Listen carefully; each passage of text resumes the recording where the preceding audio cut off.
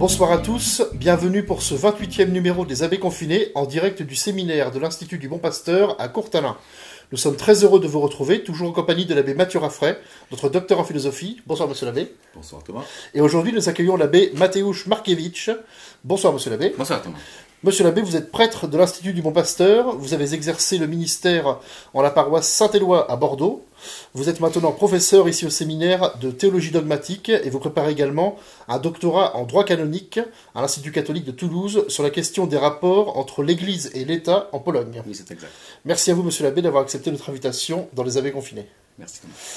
Aujourd'hui, nous allons nous intéresser à la question de la laïcité. Qu'est-ce que la laïcité à la française ? Comment penser d'un point de vue catholique les rapports entre l'Église et l'État ? Peut-on penser une laïcité chrétienne ? C'est ce que nous allons tout au long de c'est ce que nous allons voir, aujourd'hui pendant ce 28e numéro. Chers amis, nous comptons sur votre participation à nos échanges. Vous pouvez nous envoyer vos questions en direct sur le live. Nos abbés seront très heureux de vous répondre. Nul ne doit être inquiété pour ses opinions, même religieuses, pourvu que leurs manifestations ne troublent pas l'ordre public établi par la loi. Ces mots sont ceux de la Déclaration des droits de l'homme et du citoyen. La laïcité pose clairement une séparation entre le civil et le sacré. Chacun est libre dans sa conscience et peut embrasser la foi qu'il souhaite, tant que celle-ci reste confinée dans l'espace privé.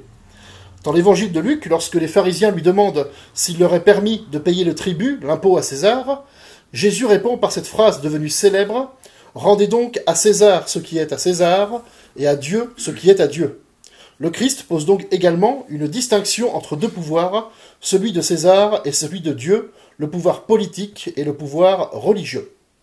Alors nous allons parler plus précisément de cette séparation opérée par la laïcité et cette distinction opérée par Jésus-Christ. Mais d'abord, une première question, monsieur l'abbé, comment définir la laïcité ? Alors, la laïcité se définit de façon assez triviale comme la séparation entre la société civile et là où les sociétés religieuses. Dans la Constitution française, il y a cet article qui date de 1905 qui dit « La République ne reconnaît, ne salarie, ne subventionne aucun culte. Elle garantit le libre exercice des cultes dans les limites de l'intérêt public. » Donc c'est cette idée qu'il y aurait une impartialité de l'État à l'égard de toutes les confessions religieuses, à l'égard de toutes les églises. Ce que ça signifie, c'est que toute opinion religieuse est rejetée dans le domaine exclusif de la conscience individuelle. L'État dit, depuis cette loi de séparation de l'Église et l'État de 1905, que désormais, on considère le phénomène religieux comme quelque chose de purement privé. Et que l'État, par contre-coup, garantit, au nom de la liberté d'opinion, toute la diversité des opinions religieuses. Alors, on trouve par exemple cette idée chez un certain Ferdinand Buisson, qui était l'inspirateur de la laïcité sous la Troisième République, qui dit ceci: « La Révolution française avait fait apparaître pour la première fois dans sa netteté entière l'idée de l'État laïque, neutre entre tous les cultes, indépendant de tous les clergés, dégagé de toute conception théologique. » Et il continue, « Malgré les réactions, malgré près d'un siècle d'oscillations et d'hésitations politiques, le principe a survécu. La grande idée, la notion fondamentale de l'État laïque, c'est-à-dire la délimitation profonde entre le temporel et le spirituel, qui est entrée dans nos mœurs de manière à ne plus en sortir. » Donc il y a cette idée que, désormais, le politique doit être tout à fait indépendant du religieux. Alors, je crois que, et c'est de ça dont on va discuter ce soir finalement, c'est que cette idée de séparation radicale entre politique et religieux, en fait, elle contient plusieurs ambiguïtés. Je dirais, elle contient deux ambiguïtés fondamentales. La première, c'est que le terme même de laïque, qui vient du Moyen-Âge, il est conçu par opposition à clerc. Celui qui est laïque, c'est celui qui n'est pas un clerc, qui n'est pas membre du clergé. Donc finalement, le principe de la laïcité, il s'est constitué contre l'Église catholique, contre le clergé catholique, et surtout son influence en France. Et d'ailleurs, contre cette idée qui est tout à fait liée à la société, à la religion catholique, selon laquelle la religion doit jouer un rôle dans la société publique, doit jouer un rôle dans la politique, dans l'État, c'est-à-dire influencer les lois. Un chrétien pense qu'il faut que les lois soient au moins moralement bonnes, et la morale est forcément liée, d'une façon ou d'une autre, à la religion. Alors, ça c'est la première ambiguïté, c'est que ce qu'on prétend être une neutralité, de fait, c'est constitué contre la foi catholique. Et puis je dirais, une deuxième ambiguïté, c'est, et ça on y reviendra, c'est l'idée, en fait, tout à fait moderne, très très récente, des années 2000, à peu près, qui commence à apparaître dans les années 2000, à savoir que cette laïcité s'est transformée à ce que certains penseurs appellent une nouvelle laïcité, à savoir un anti-communautarisme. C'est-à-dire qu'on veut empêcher les religions d'apparaître dans l'espace civil. Et ce sont ces conflits sur les crèches, par exemple, où on ne veut pas que les crèches soient représentées dans l'espace public parce que ce serait une offense à la laïcité. Vous voyez, donc il y a eu une ambiguïté aussi, une évolution assez récente de la problématique de la laïcité. Alors effectivement, on va y revenir. Monsieur l'abbé, comment est-ce qu'on en est arrivé là? Est-ce qu'on peut dresser en quelques mots est-ce qu'on peut faire une histoire de la laïcité? J'aimerais bien tout d'abord dire que l'abbé Raffray, à juste titre, a parlé de la Constitution de la République française. Elle dit dans l'article 1er, la France est une république indivisible, laïque, démocratique et sociale. Cependant, et là c'est un point auquel beaucoup de Français ne pensent pas, peut-être même ils l'ignorent tout court. Parce que je pense que très peu de Français ont dans leur bibliothèque la Constitution de la République française. Alors, qu'est-ce qu'on lit dans le préambule? Le peuple français proclame solennellement son attachement aux droits de l'homme et aux principes de la souveraineté nationale, tels qu'ils ont été définis par la déclaration de 1789. Et là, la petite surprise, parce que c'est une mesure toujours en vigueur dans cette république laïque, citation de cette déclaration de 1789, en conséquence, l'Assemblée nationale reconnaît et déclare, en présence et sous les auspices de l'être suprême, les droits suivants de l'homme et du citoyen. Bon, une république laïque sous les auspices de l'être suprême. Mais comment on est arrivé là? Bon, on peut chercher des origines lointaines, philosophiques, dans l'individualisme de la réforme protestante, dans les idées éclairées des Lumières, qui voyaient en l'Église catholique l'infâme qu'il faut écraser, mais de manière plus pratique, la loi de 1905 tient son origine du conflit entre les républicains et les monarchistes au XIXe siècle. Sans vouloir faire trop de distinctions, on peut dire que les républicains regardaient les catholiques comme ceux qui sont pour la monarchie et ils veulent détruire l'héritage de la Révolution française. Et d'ailleurs, pour plusieurs années, les catholiques ne voulaient pas accepter la République jusqu'au fameux ralliement de Léon XIII.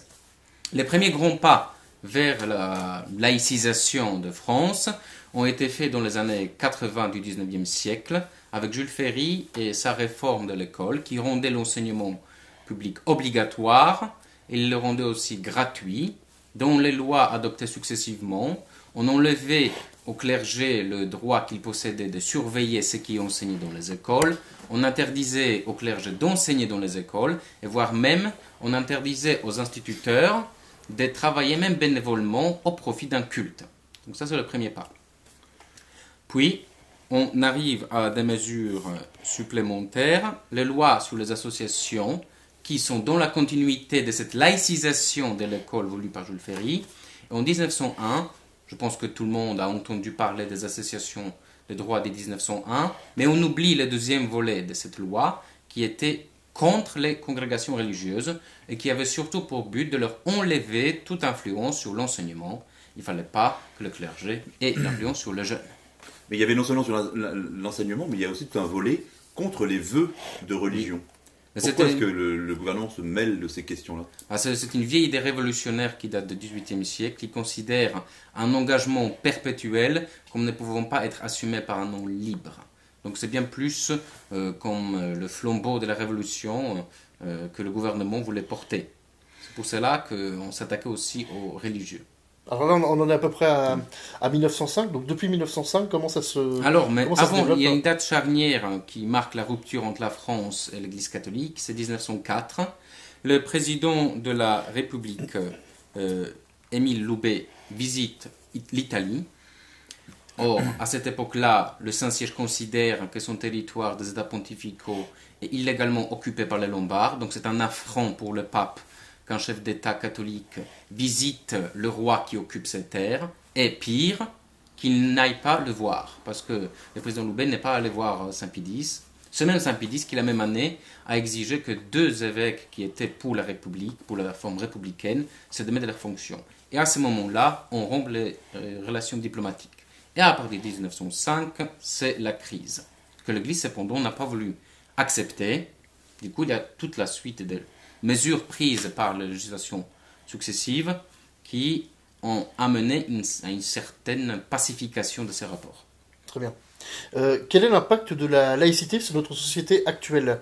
Est-ce qu'on peut faire un bilan voilà, de la laïcité sur notre société postmoderne?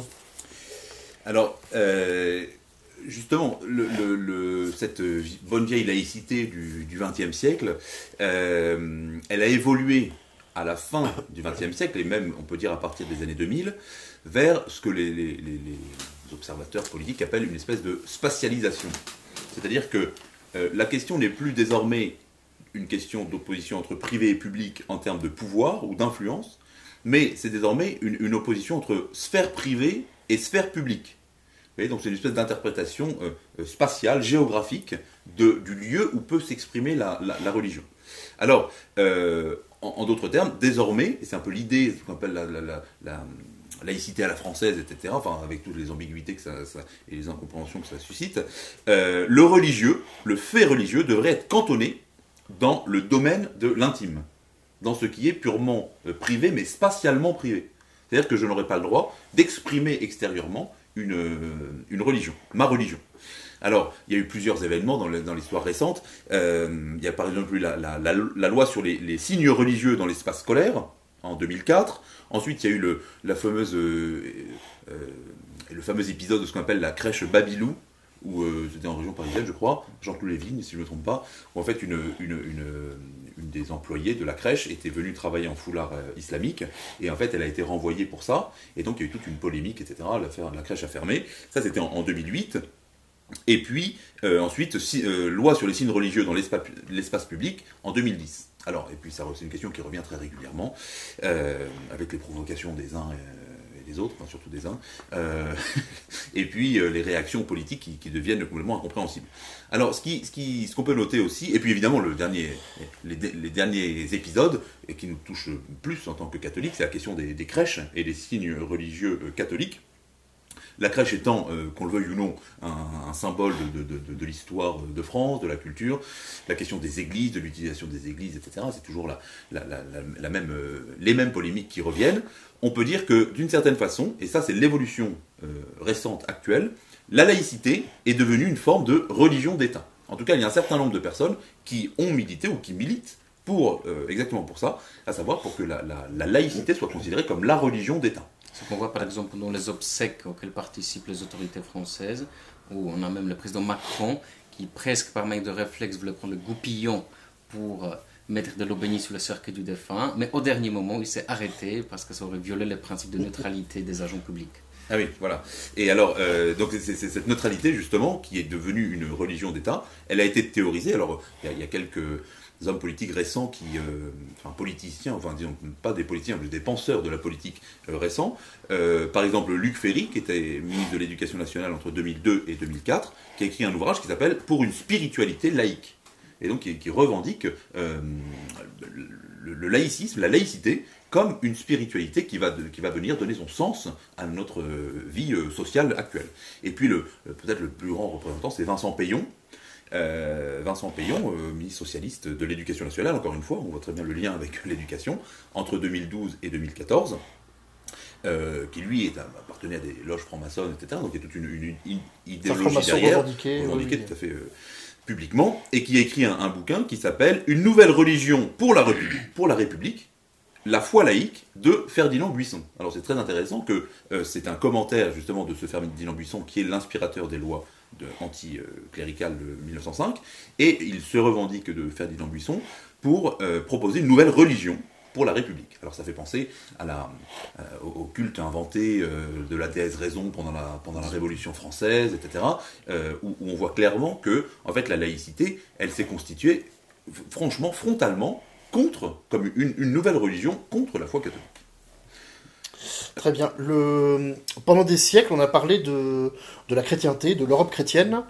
Aujourd'hui, nous sommes minoritaires, il faut le dire. Je ne veux pas décourager nos spectateurs, mais voilà, dans son ouvrage L'archipel français, l'analyste politique Jérôme Fourquet, qui poursuit, pour ainsi dire, les travaux de Guillaume Cuchet sur la déchristianisation, rappelle que les Français catholiques ne constituent plus que 12% de la population française et que les catholiques messalisants, c'est-à-dire les catholiques qui vont à la messe au moins une fois par semaine, ne constituent que 6% de la population française.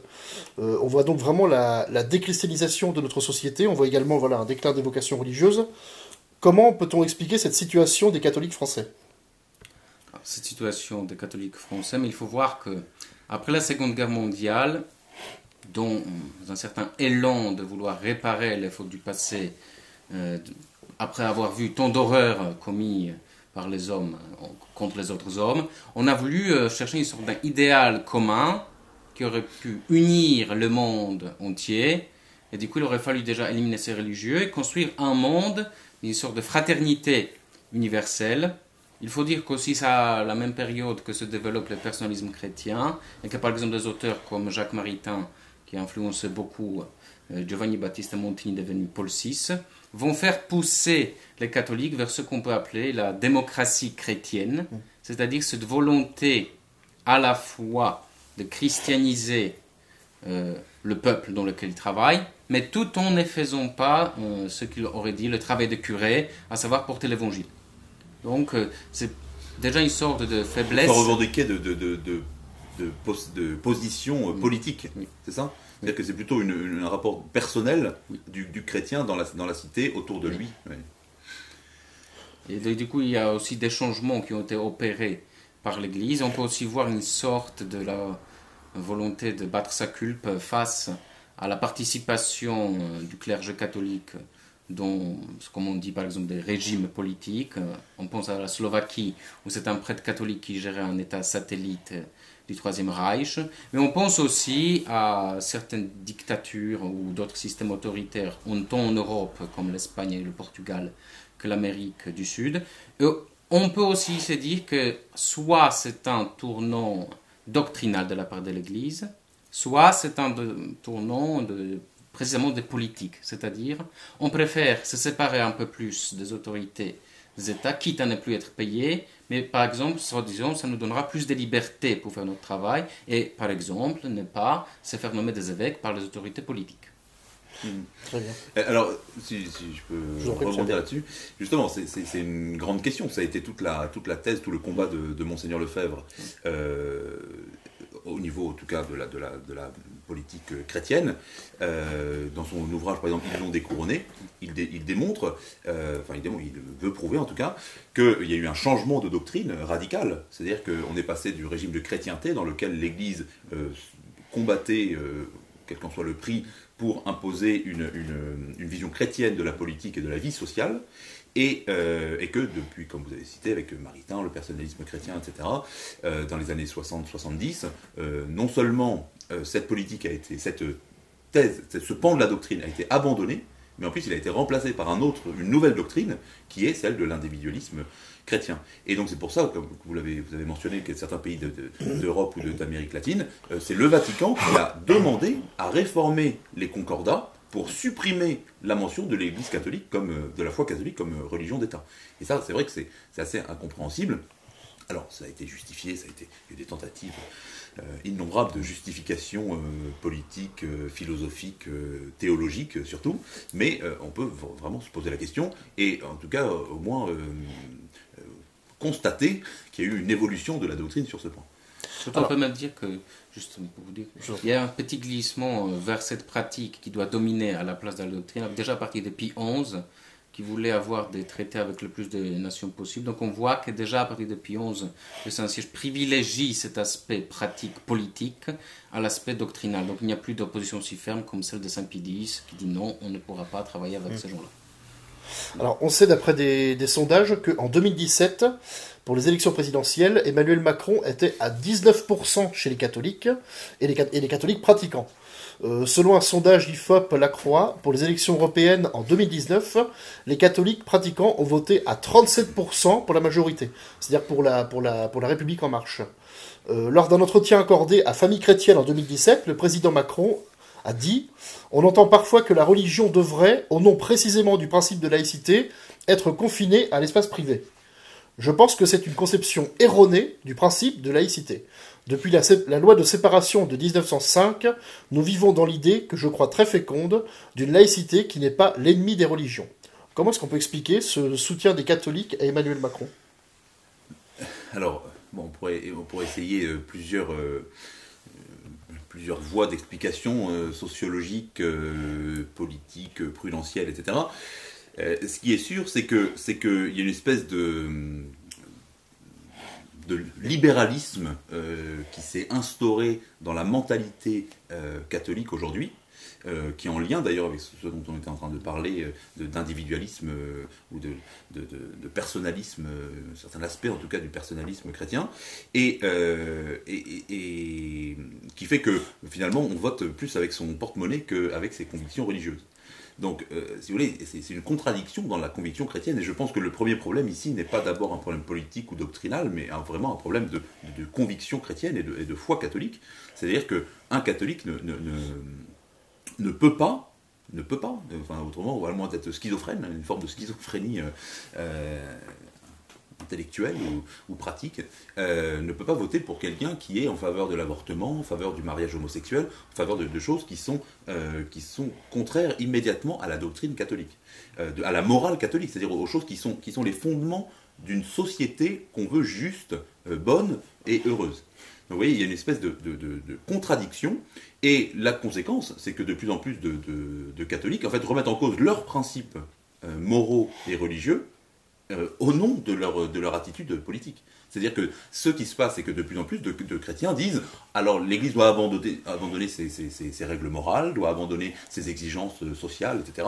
Parce que, en fait, de toute façon, la majorité n'y adhère plus. Et donc c'est ce qu'on appelle le libéralisme, c'est-à-dire qu'on change les principes pour qu'ils collent avec l'attitude du monde, pour éviter toute opposition entre le monde et l'Église.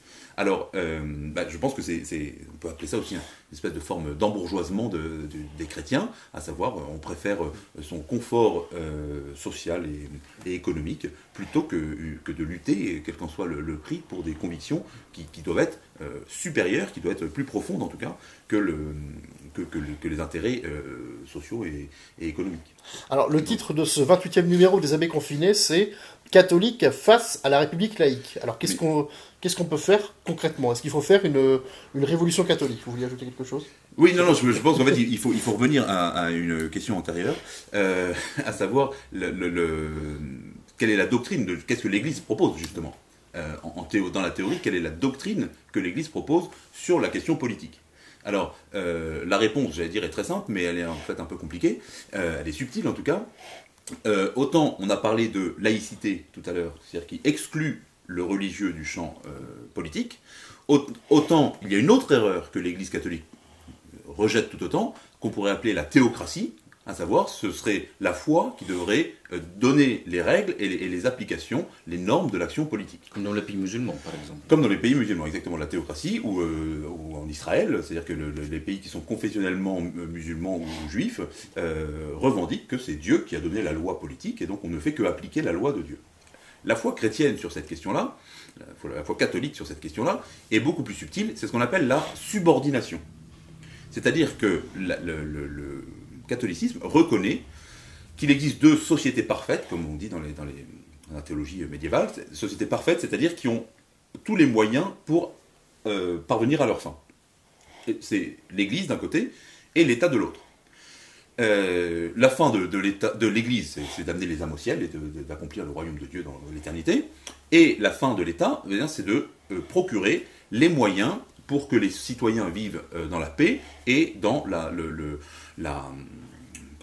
bien-être social nécessaire, minimum, pour pouvoir vivre heureux. Alors, cette subordination, je répète, c'est une doctrine très, très intelligente. C'est-à-dire que ce sont deux sociétés qui ont leurs propres principes, qui ont leurs propres finalités, mais elles ne sont pas séparées. C'est-à-dire qu'elles sont subordonnées l'une à l'autre. tout en gardant leur autonomie. Je vous donne un exemple. Si vous voulez construire une maison, faites appel à un architecte qui vous dit on va mettre ici le salon, ici le jardin, etc. Voilà. Et puis ensuite, vous allez faire appel à un maçon qui va construire les murs et puis tout ce qu'il faut pour... voilà. Mais le maçon doit suivre les plans donnés par l'architecte. Néanmoins, ce n'est pas l'architecte qui va dire au maçon comment faire son travail. Si l'architecte commençait à se mêler de toutes les questions de maçonnerie, le maçon lui répondrait à juste titre, écoutez, faites votre métier, je fais le mien, et puis dites-moi où est-ce que je dois construire les choses, et puis c'est moi qui sais comment on construit.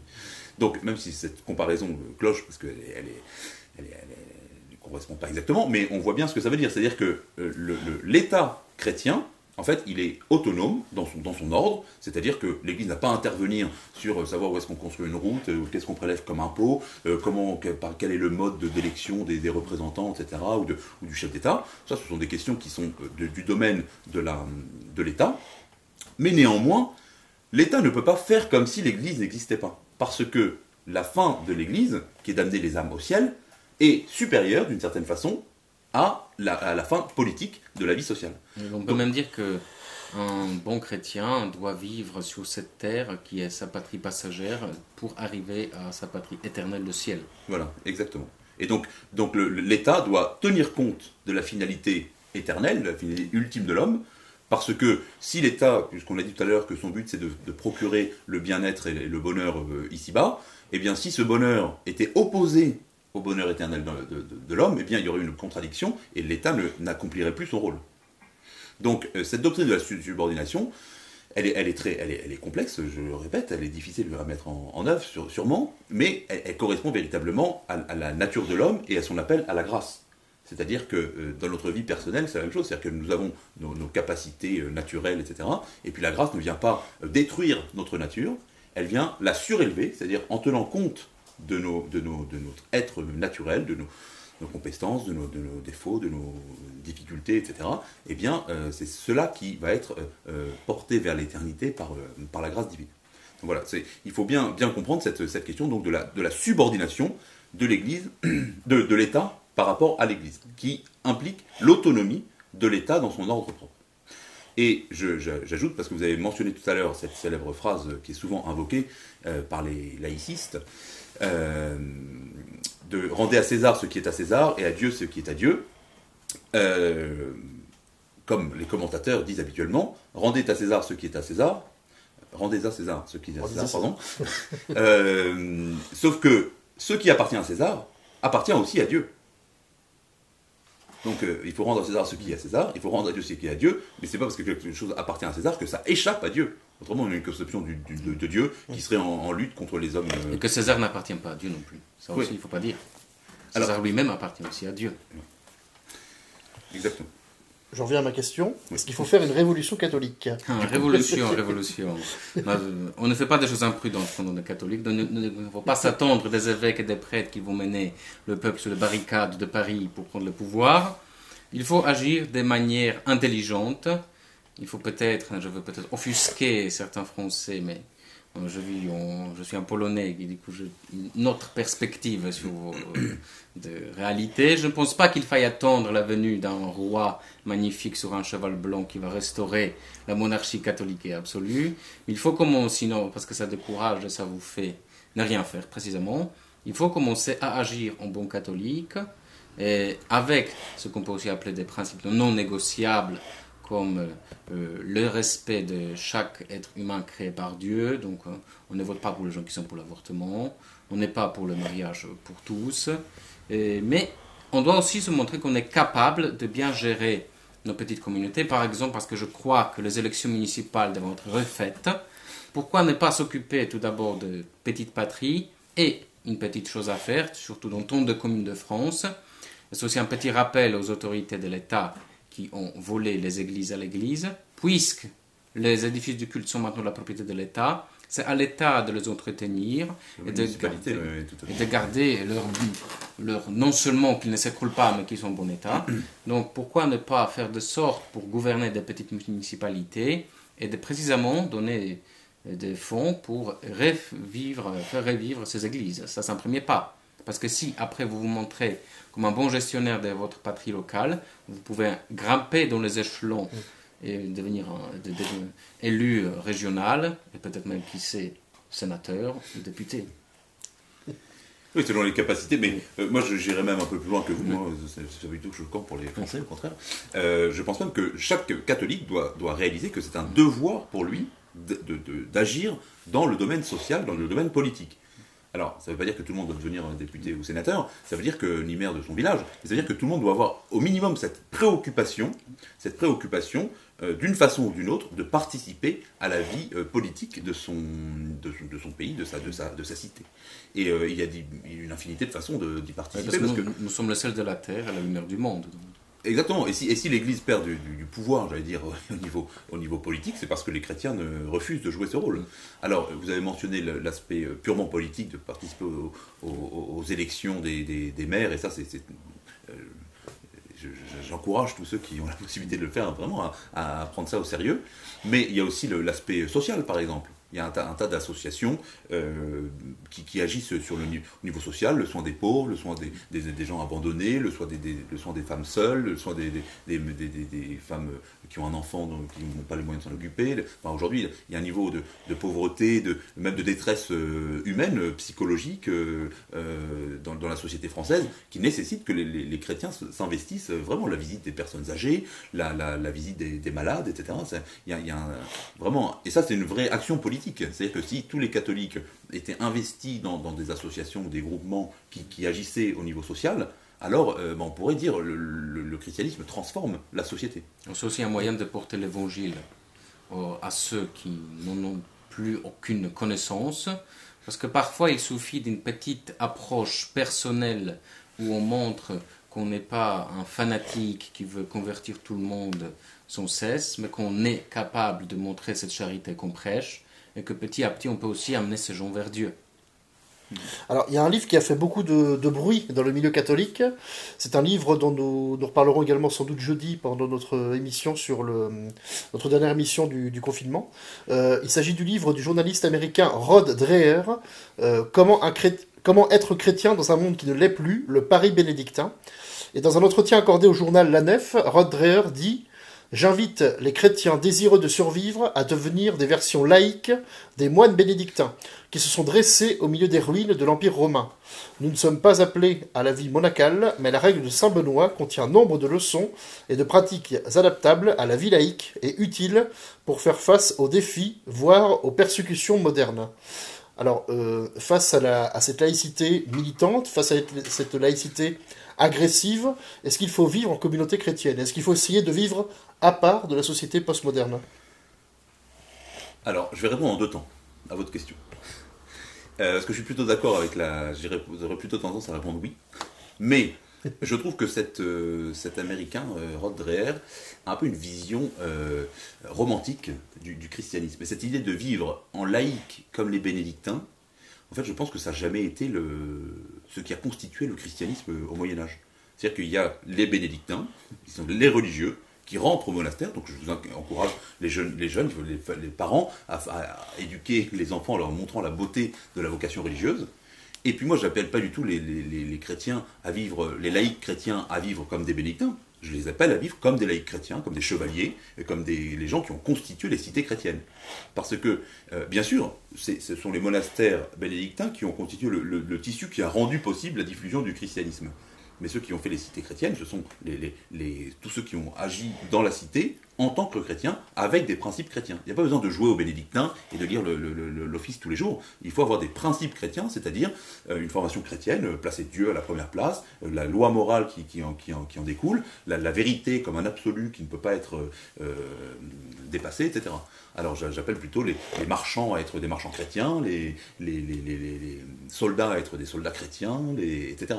Donc constituons des cités chrétiennes qui réalisent dans leur loi, dans leur mode de vie, véritablement, non pas l'idéal chrétien, j'aime pas ce terme d'idéal, parce qu'un idéal c'est comme quelque chose qui ne serait pas réalisable, mais au contraire, qui concrétise la vérité de la morale chrétienne, de la morale sociale chrétienne. C'est pour ça que, au final, on pourrait répondre oui à votre question, est-ce qu'il faut constituer des petits groupes parce que, de fait, aujourd'hui, celui qui veut vivre chrétiennement, eh bien, c'est très difficile, ne serait-ce qu'au point de vue de l'éducation. comment est-ce qu'on fait pour mettre ses enfants dans une école, même les écoles catholiques qui n'ont plus de catholiques que le nom, et qui n'ont aucun principe et qui n'ont aucune exigence même pas de religion, mais même de loi naturelle. Et donc du coup, il faut d'une certaine façon, oui, que les catholiques se regroupent dans des endroits où ils peuvent agir. Alors c'est pour ça qu'il ne s'agit pas d'accepter la ghettoisation, c'est-à-dire il ne s'agit pas de fuir la société en disant, puisque la société n'est pas chrétienne, eh bien je vais fuir la société. C'est le contraire. Il faut se dire, je veux fonder une société chrétienne, là où je suis, avoir les moyens de mettre en place ces éléments de base dans ma famille d'abord, dans l'éducation de mes enfants, ensuite dans les relations avec les autres familles qui va constituer un tissu de chrétienté. Alors, parfois, cette isolation de chrétienté peut se faire dans un contexte non chrétien.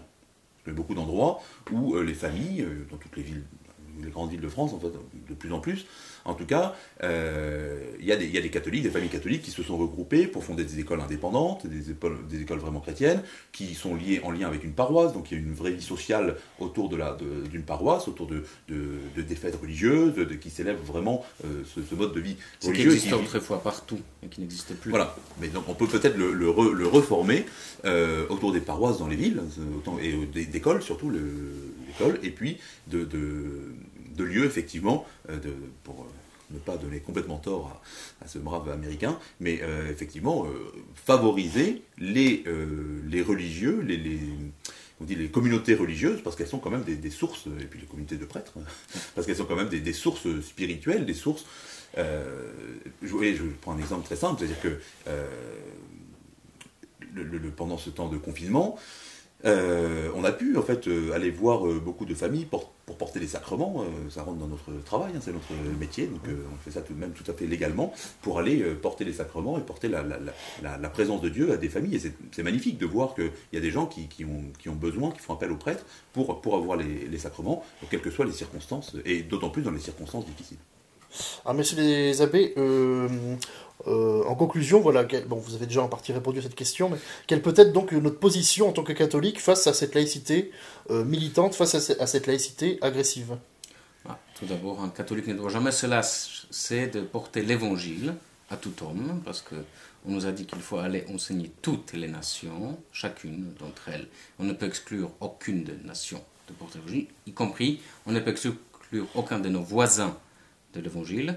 Donc on doit être quand même conscient que nous sommes là pour parler de Jésus-Christ. On parle tellement de la nouvelle évangélisation, mais il s'agit grosso modo de porter toujours le même Christ. Lui, il est toujours le même. On peut peut-être réadapter les méthodes, mais il faut savoir parler de Jésus-Christ. Il y a par exemple un moyen très simple, et pourtant on n'y pense quasiment jamais. Au moins 2 fois par an, quand on a l'occasion de s'envoyer des vœux pour Noël et pour Pâques, n'est jamais envoyer la formule Joyeuse Fête. Joyeuse Noël, voire même, parce que je peux même plus comprendre ce que ça veut dire. Voilà, donc on peut souhaiter Joyeuse Fête de la Nativité du Seigneur, ou Joyeuse Fête de la Résurrection du Seigneur. Et petit à petit, peut-être, reprendre la personne, lui expliquer qu'est-ce qu'on célèbre, pourquoi on célèbre, ou un autre exemple face à la laïcité militante, surtout face à des revendications d'autres communautés, on peut bel et bien exiger le repas maigre, l'abstinence de viande le vendredi, ou soi-même montrer qu'on ne mange pas de viande, qu'on prie avant le repas, et qu'on n'a pas honte de Jésus-Christ.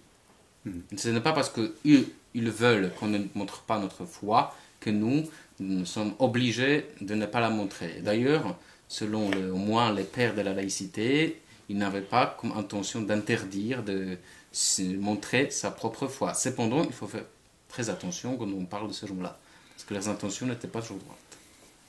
Non, mais je pense que vous avez tout à fait raison. La première étape, moi je serais même un peu plus exigeant que vous, il ne suffit pas de dire Joyeuse Fête, j'espère que... de ne pas dire Joyeuse Fête, dire Joyeux Noël, mais je pense que déjà il faut, à mon sens, séparer l'évangélisation de l'engagement politique. L'évangélisation, qui est dans l'ordre de la conversion, donc de l'ordre surnaturel, qui est une mission de tout chrétien, un devoir de tout chrétien, et l'engagement politique, d'une politique chrétienne aussi, mais qui reste naturelle. C'est-à-dire que la politique chrétienne, elle ne nécessite pas que tout le monde soit converti.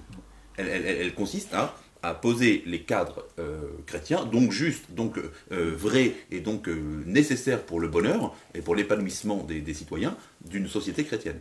Et effectivement, j'ai parlé de la famille, j'ai parlé de l'éducation, il y a aussi dans la profession, disons, si chacun, dans sa profession, se comporte en chrétien, ça veut dire ne pas accepter de tricher, ne pas accepter de voler, respecter les employés et leur salaire, par exemple.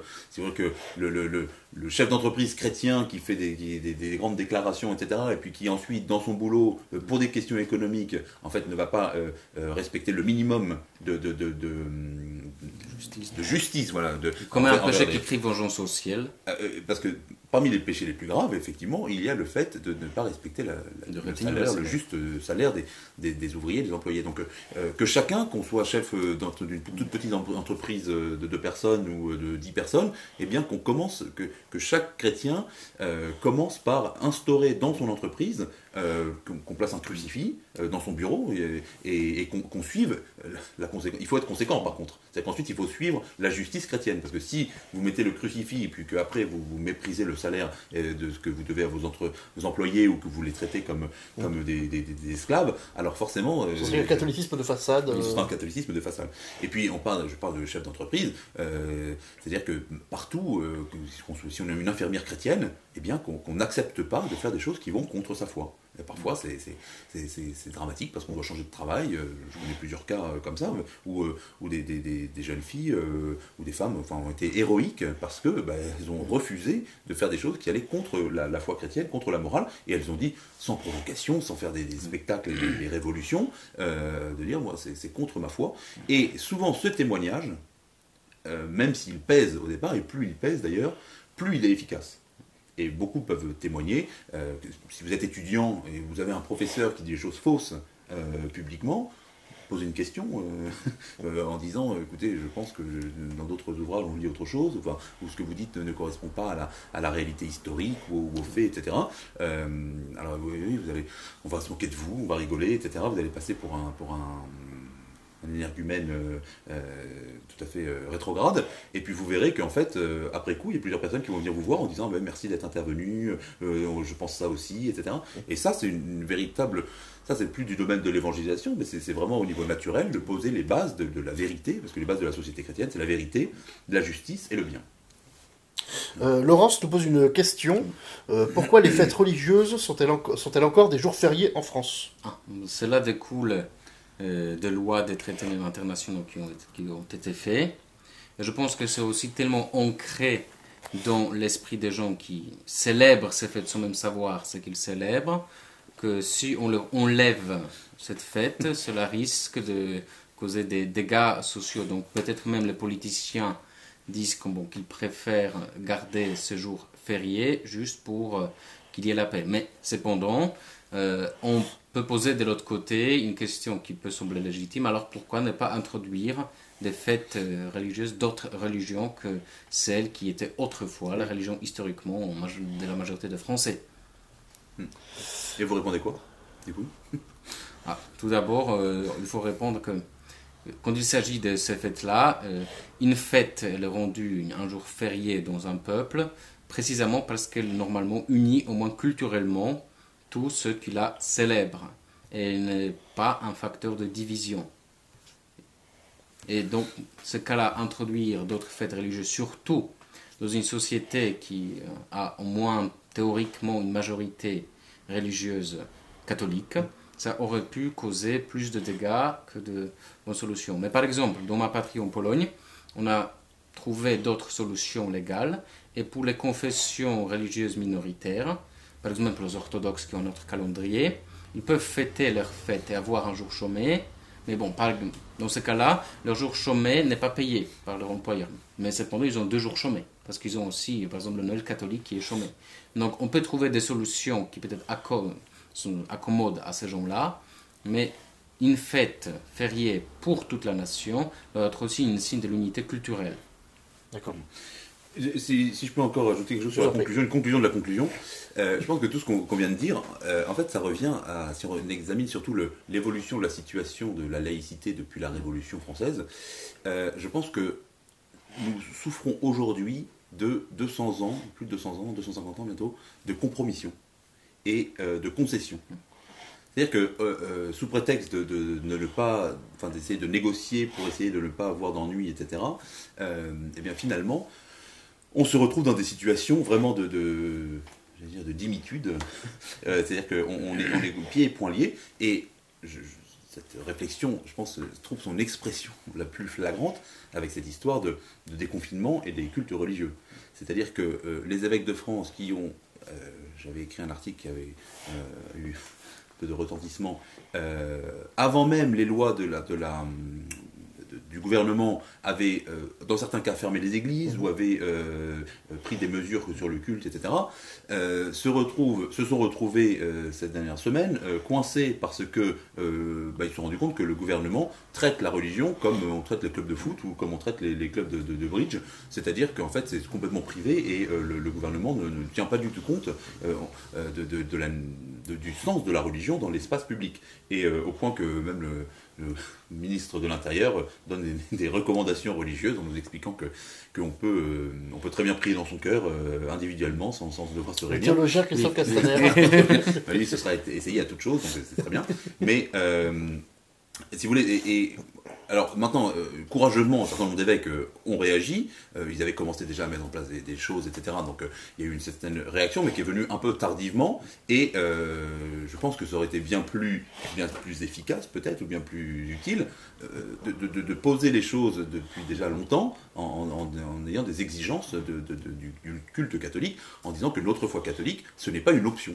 Ce n'est pas quelque chose, c'est pas comme si il était normal d'être athée et que nous, désolé, mais nous on a des croyances, vous voyez, vous ne pouvez pas les comprendre, elles sont irrationnelles, mais en tout cas, c'est des choses comme on peut être membre de tel ou tel groupe ou de tel ou tel lobby, etc. C'est-à-dire qu'il faut remettre les choses à leur place et au contraire revendiquer publiquement, à titre personnel et à titre communautaire, il faut revendiquer une identité qui est l'identité historique, culturelle, fondamentale de la France, de l'Europe, de l'Occident. Et donc on a non seulement un droit, mais un devoir de manifester ça le plus largement possible. Alors, quelques réactions, quelques commentaires. Jack, à l'américaine, nous dit « Ce n'est pas une révolution qu'il faut, mais une reconquista de nos cœurs, de nos âmes, de nos corps, de nos familles, de nos entreprises, de nos paroisses, de nos villes, de nos régions et de notre pays. » Très bien. Combattre... Je soutiens à 100% exactement. Il faut tout restaurer dans le Christ. Exactement. Combattre la République dans tous les domaines et soutenir nos religieux et prêtres qui se battent au quotidien pour le règne social. Je suis d'accord avec ça aussi. Anne-Laure, j'ai pensé aussi, c'est-à-dire que tout ce qu'on a raconté ici sur les principes, c'est ce qu'on appelle le règne social du Christ. Et c'est c'est un pan de la doctrine catholique. C'est-à-dire qu'un catholique ne peut pas faire comme si ça n'existait pas. Et il y a beaucoup de catholiques modernes qui passent cet aspect sous silence ou qui essaient de le transformer, etc., parce que pour être mieux accepté ou mieux vu, je pense qu'il est nécessaire, il est urgent de revenir à cette doctrine sociale de l'Église. Avec qui est assez méconnu aujourd'hui. Qui est méconnu parce qu'on ne l'aime pas, parce que ça fait entrer dans un conflit, et c'est ce que j'appelais le libéralisme tout à l'heure, le libéralisme intellectuel, qui fait qu'on a abandonné ses principes. Mais si on regarde le cas des Gilets jaunes, par exemple, l'année dernière, eh bien, on voit que l'Église a malheureusement abandonné les classes sociales les plus basses en France. Et ça, c'est une conséquence de ce libéralisme. Et d'ailleurs, toutes les révolutions socialistes, marxistes, communistes se sont servies du fait qu'on a abandonné ce qui était considéré comme les bas peuples, comme les gens sans éducation, qui pourtant, en bonne partie, étaient le pilier de l'Église. Bien sûr, c'est ceux qui constituaient les forces Ils n'ont pas de trouvé la juste défense de leurs droits auprès de l'Église, qui peut-être parfois, au moins certains de ses représentants ne voulaient pas trop vexer les plus grands bienfaiteurs. Donc il faut voir qu'il faut vraiment reconquérir cet espace social. Alors, un commentaire amusant de Anne-Laure qui nous dit « J'ai eu un enseignant prof de philo, pro-bouddhisme et anti-catholique. Dur d'écouter ses cours avec ça. Bilan 6 sur 20 au bac. » Quant à moi... je dirais plutôt, quand vous êtes en phase dans une situation de conflit par rapport à un professeur, etc., c'est l'occasion d'aller se former. de trouver des arguments, d'approfondir sa foi. Et je pense que cette situation, c'est un appel justement à tous les catholiques, surtout les jeunes, parce que c'est évidemment la jeunesse qui est le futur et qui va nous préparer les années à venir, de se former, de savoir pourquoi on est catholique, de savoir qu'on a raison, de savoir argumenter et de savoir ce que ça signifie socialement d'être chrétien. Alors Antoine nous invite à relire La Tour du Pin. Oui. Laurence dit « Les églises laissent entrer des gens en short et en claquettes. Je n'ai jamais compris ça. » Moi non plus. Non, je dirais à Laurence, je ne sais pas qui est Laurence, mais je dis, c'est bien pire que ça. Autrefois, je me souviens quand j'étais étudiant, on était allé à Rome au pèlerinage. Alors à Rome, dans les basiliques romaines, c'était strictement interdit. Il y avait des gens qui vérifiaient comment on était habillé, etc. Et moi je m'étais dit, c'est magnifique, au moins au cœur de la chrétienté, il y a ça qui est préservé. Aujourd'hui, ça a disparu. C'est-à-dire aujourd'hui, n'importe qui rentre n'importe comment dans les basiliques romaines. Et elle dit, voilà. Alors je fais même une petite guerre privée sainte contre les hommes qui ont la tête couverte dans les églises. Je ne m'empêche jamais de l'occasion pour leur dire d'enlever leur casquette. En toute charité, bien entendu. Bien sûr. Itokiri nous demande, est-ce qu'une vraie république avec une justice sociale et une réelle honnêteté peut être compatible avec le catholicisme? Alors je pense qu'il faut distinguer entre la forme républicaine du gouvernement et la république entendue comme dans la République numéro 5 en France. Et d'ailleurs, s'il est défini de cette manière-là, les constitutionnalistes français disent aussi que cette définition de l'article 1er de la République veut aussi faire une sorte de porteuse de valeurs républicaines.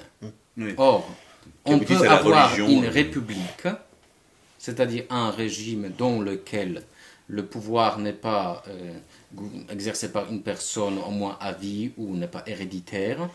Cela est tout à fait compatible avec les principes catholiques parce qu'il y a des États comme Saint-Marin qui sont catholiques, au moins à une époque étaient catholiques, qui n'étaient pas gouvernés par des monarques.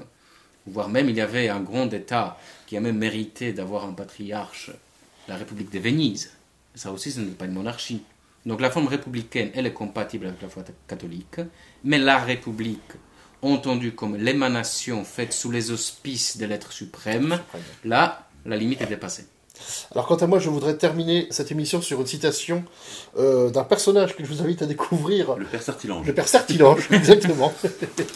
Qui écrit dans un petit ouvrage sur la politique, qui est vraiment très, très intéressant, qui donne des bons principes de philosophie politique. L'État laïque, ce n'est point l'État distingué de l'Église comme le rouge se distingue du bleu dans la couleur de l'arc-en-ciel. C'est l'Église rejetée dans la nuit et l'État brillant seul, auréolé d'orgueil dans le ciel de France. Voilà, ces beaux mots du père Antonin Dalmas Sertilange. Merci beaucoup, messieurs les abbés, de nous avoir éclairés sur ce sujet. Merci, monsieur l'abbé, d'avoir accepté notre invitation sur les abbés confinés. Merci à vous, chers amis, de nous avoir suivis et merci beaucoup pour votre participation. Demain, à 17h, vous retrouverez l'abbé Philippe Laguéry qui nous parlera des évangiles. Mercredi, l'abbé Giorgio Lenzi nous parlera de liturgie depuis la maison Saint-Clément à Rome. Quant à nous, nous nous retrouvons jeudi pour notre dernière émission du confinement. Nous poursuivrons nos réflexions sur les chrétiens dans le monde actuel et parlerons en particulier de l'après-confinement. N'hésitez pas à nous envoyer vos commentaires et questions à l'adresse mail des abbés confinés, abbésconfinés au pluriel et tout attaché, @gmail.com. Je vous rappelle que vous pouvez trouver les podcasts de nos émissions sur notre chaîne YouTube et sur le site internet de l'Institut du Bon Pasteur, institutdubonpasteur toutattaché.org. Merci à l'abbé Guillaume Touche à la technique. Bonne soirée et bon confinement. Merci.